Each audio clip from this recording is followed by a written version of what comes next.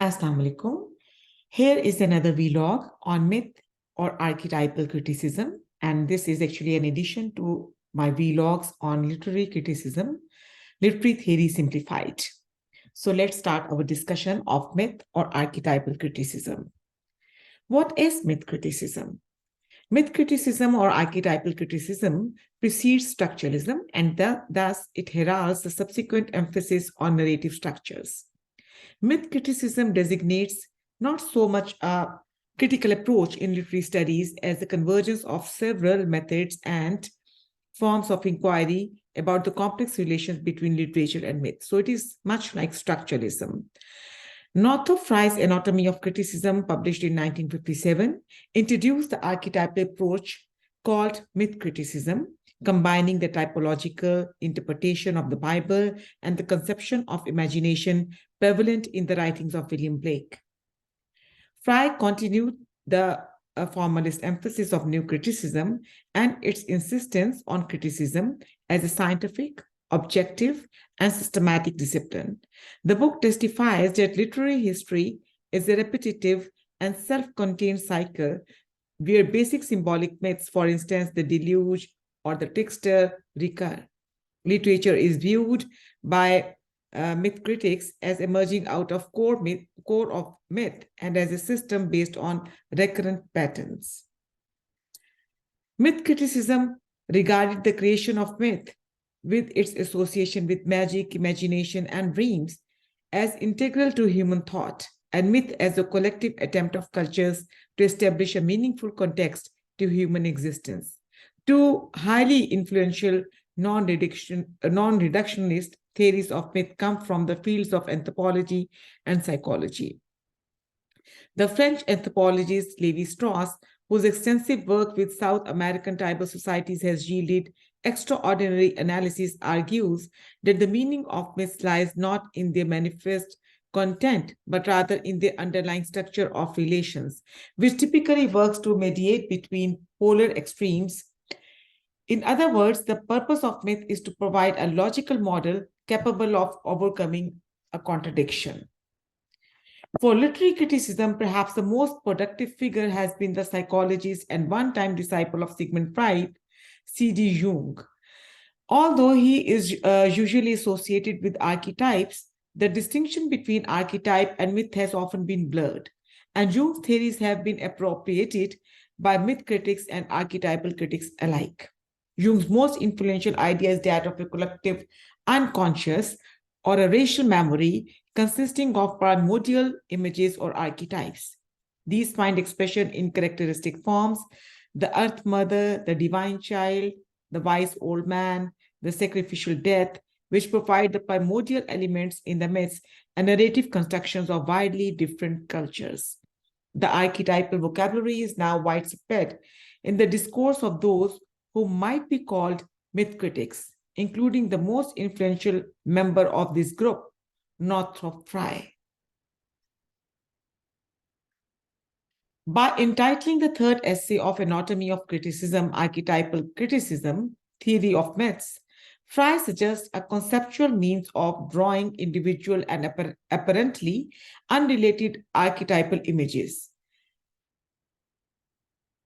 the fundamentals of psyche and culture, into a coherent and ultimately hierarchical framework of mythoi, one organizing not only individual literary works, but the entire system of literary works, that is literature.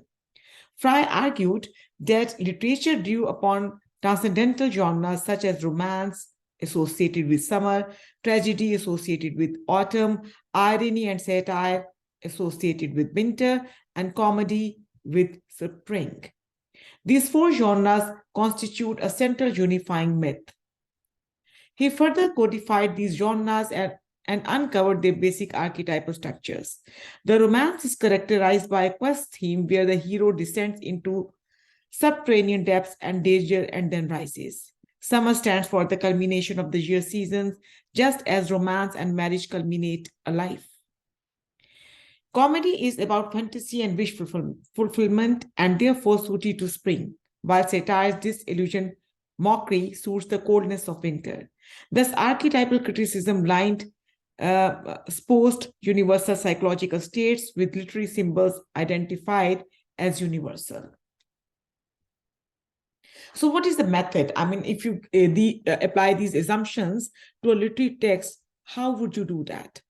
So when an artist imports a traditional myth into a literary work, the artistic rendering of myth is placed into a dialogical relation with the work and the myth tradition. Myth shapes the meaning of a literary work with all the depth and breadth of its accumulated meaning, while its manifestation in the literary work breathes life into the tradition by both passing it on and adding to its meaning. Myth criticism is concerned with the moment of contact between the often wide and varied tradition of a myth, especially as it is understood by the author and audience, and the literary work which contains a particular manifestation or interpretation of the myth. How does the myth inform the work? And how does the work change the myth? In other words, why and how does the artist use the myth? And how does he or she interpret it? So an archetypal critic tries to seek these answers. A myth critical approach generally uncovers or identifies manifestations of mythology in a literary work, whether as the creation of an original myth, as the appropriation of a traditional mythological figure, story, or place, or in the form of illusions, and uses these mythological elements to aid interpretation of the work. But of course, like other critical approaches, this approach also has its limitations. So what are the limitations and how to conclude this? It has been argued that Frye's version of archetypal criticism or myth criticism strictly categorizes works based on their genres, which determines how an archetype is to be interpreted in a text. According to this argument, the dilemma Frye's archetypal criticism faces with more contemporary literature and that of postmodernism in general is that genres and categories are no longer distinctly separate, and that the very concept of genre has become blurred, fluid, thus problematizing Frye's schema. For instance, Samuel Beckett's Waiting for Godot is considered a tragicomedy, a play with elements of tragedy and satire, with the implication that interpreting textual elements in the play becomes difficult as the two opposing seasons and conventions that Frye associated with genres are pitted against each other. So what should we do? So to conclude, we may say that myth criticism is an interpretative approach to literature which may be useful and which may be used in conjunction with other approaches and reading techniques.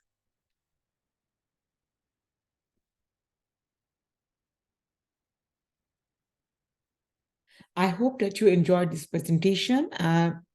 I've tried to simplify myth and archetypal criticism, and I'm looking forward to your comments and feedback. Thank you very much. God bless you.